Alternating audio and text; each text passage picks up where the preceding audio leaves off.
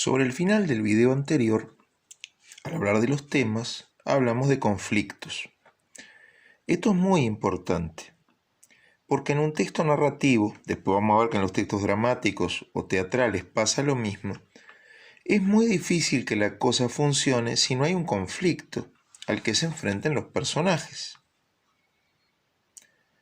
Vamos a poner un ejemplo. Si yo les digo que en este momento me viene gana de tomar un vaso de leche, voy a la heladera, la tengo cerca de acá, estoy grabándome en la cocina, me sirvo un vaso de leche y me lo tomo, es cierto que yo les estoy refiriendo hechos, pero eso no es un cuento, no es un texto narrativo, no les interesaría porque no tiene conflicto.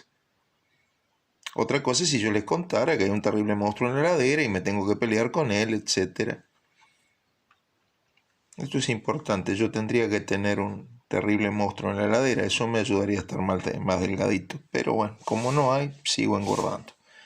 Volviendo a lo nuestro, insisto, en un texto narrativo, en general, el conflicto es fundamental. Nos interesa por eso, porque hay un conflicto.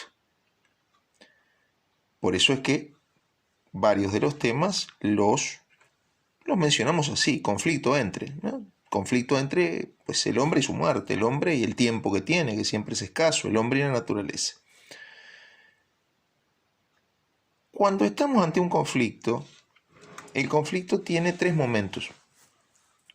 Lo que llamamos planteo, que es cuando las fuerzas que se van a enfrentar aparecen. Lo que llamamos nudo o desarrollo, que es el proceso del enfrentamiento entre dos fuerzas. Y lo que llamamos desenlace, es decir, el conflicto se resuelve a favor de una de esas dos fuerzas o se disuelve, deja de haber conflicto. El hecho de que el conflicto tenga esas tres partes no obliga al autor de un relato a presentarlas en ese orden. Varios de ustedes deben haber leído cuentos o novelas o ver películas, haber visto películas en las que la historia empieza por el final. Quiroga lo hace sencillito, lo presenta en este orden. Planteo, nudo, desenlace, en a la deriva por lo menos, ¿sí? Es un cuento con un planteo muy breve. Cuando ustedes en el primer párrafo le dicen que al hombre lo mordió la víbora, ya está planteado el asunto. ¿Por qué?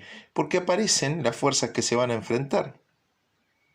El hombre se va a enfrentar con la muerte. Cuando a mí me dicen que lo muerde una yararacucú, que es una víbora muy, muy, muy venenosa, ya me tienen presentadas las fuerzas en conflicto. Tengo al hombre por un lado, tengo a la muerte en el veneno de la víbora por el otro.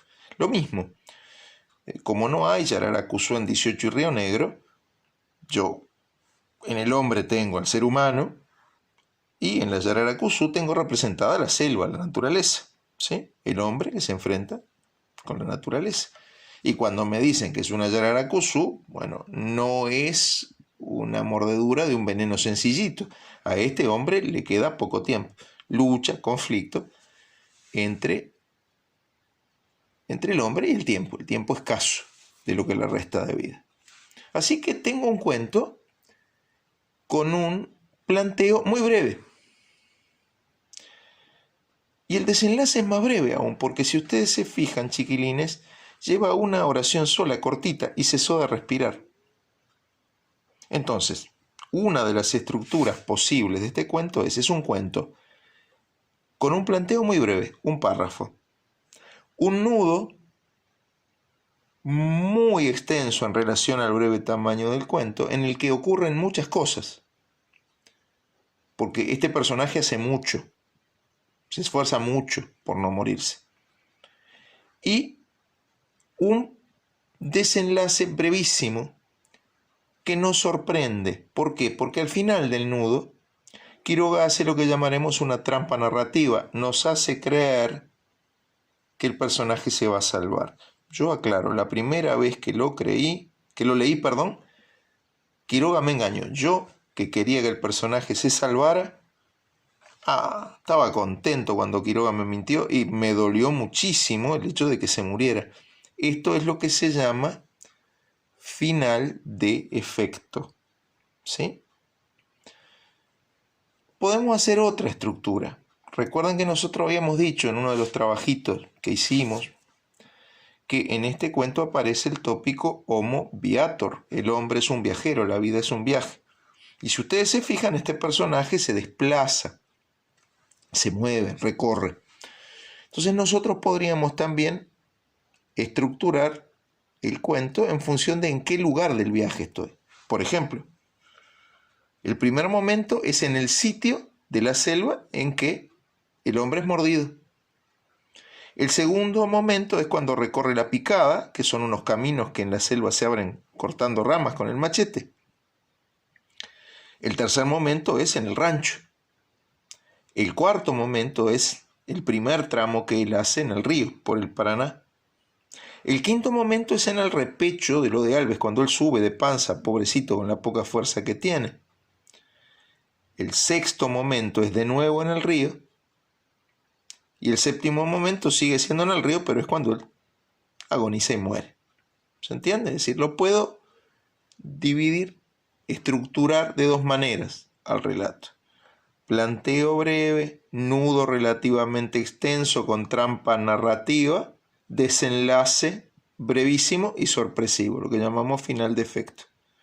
O como este es un cuento en el que hay un viaje, puedo también estructurarlo en función de los lugares en los que está el personaje.